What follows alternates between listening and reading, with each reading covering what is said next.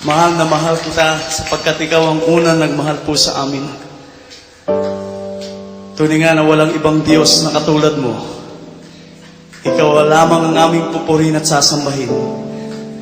Ikaw ang number 1 sa aming buhay, Panginoon. Oh, hallelujah. Ikaw lamang ang pupurihin ko. Ikaw lamang ang sasambahin ko.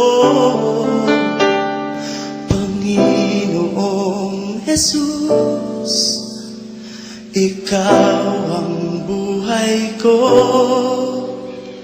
Pag-ibig mo'y tunay at totoo.